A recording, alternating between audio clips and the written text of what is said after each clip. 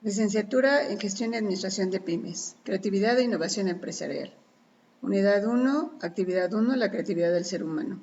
Luz del Carmen Miranda López, docente Alma Cecilia Torres Herrera, docente en línea. La creatividad en el ser humano no siempre se desarrolla ni se estimula adecuadamente, de manera que la creatividad en las pymes se estanca, es decir, no alcanza sus objetivos o metas derivado a lo poco propositivos, por lo que no desarrollan su pensamiento creativo. Por el miedo al cambio o aspectos emocionales en los equipos de trabajo ponen de riesgo una futura existencia. La creatividad en el ser humano se puede definir como un pensamiento original. Es la capacidad de crear, innovar, generar nuevos conceptos e ideas y nuevas asociaciones entre conceptos conocidos. Esta nace de la imaginación. El proceso creativo.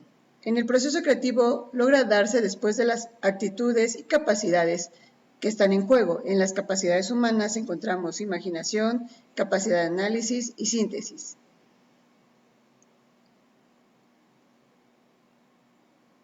En el proceso creativo se logra donde las actitudes y capacidades están en juego. En las capacidades humanas encontramos la imaginación, la capacidad de análisis y síntesis de asociación, flexibilidad, adaptación intuitiva y perceptiva, orientación al logro y reto, crítica, resistencia a la frustración y originalidad. Las actitudes para que la creatividad fluya y son interés por aprender, son el espíritu, el entusiasta, la curiosidad intelectual, seguridad en sí mismo e iniciativa. El modelo de Graham Wallace sobre el pensamiento creativo menciona que es la materia prima para desarrollar un proceso creativo. Se divide en 5 fases. Fase 1, la preparación. Es la anticipación, es decir, la mente se enfoca en un problema, obtiene la información y explora sus dimensiones.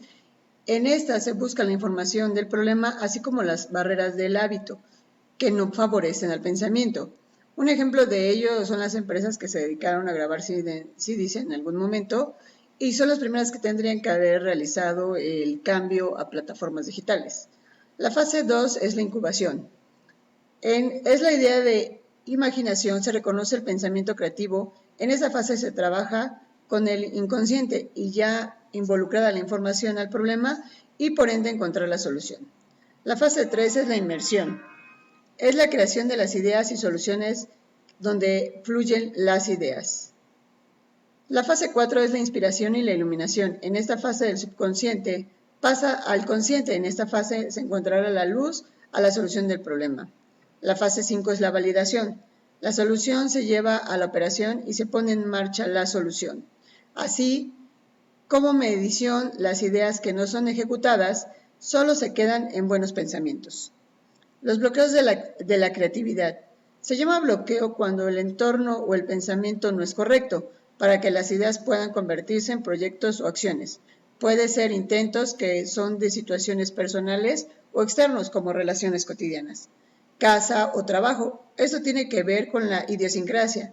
Derivado de esto pueden dividirse en emocional, perceptivo, ambiental o cultural. El emocional es el que es de uno mismo, en él resaltan el miedo y las inseguridades. El bloqueo perceptivo es solo eso, percepción de lo que se conoce, genera hipótesis iniciales que vuelven y obstáculos a crear. El bloqueo ambiental es el que proviene del contexto, que suele relacionarse con personas cercanas. Y por último, el bloqueo cultural. Proviene del entorno externo y son los hábitos o costumbres o normas o comportamientos de un lugar o país. En conclusión, los grandes pensadores partieron de la ignorancia, de tener curiosidad en la idea generada en la mente, esto ocasionado por una necesidad de realizar muchas preguntas. La innovación se trata de poner en práctica con un plan de trabajo las ideas. Esto tiene que ser medible y alcanzable, donde muchas pymes, al tener miedo al fracaso, no innovan hasta que ven que otra pyme lo realizó. Y, por ejemplo, uno de ellos fue Raymond Diamond. Pensó en la resonancia magnética nuclear aplicada en la medicina y con ello creó la primera máquina de resonancia magnética. Así como los grandes inventos son puestos en marcha por alguien que se aferró a su idea.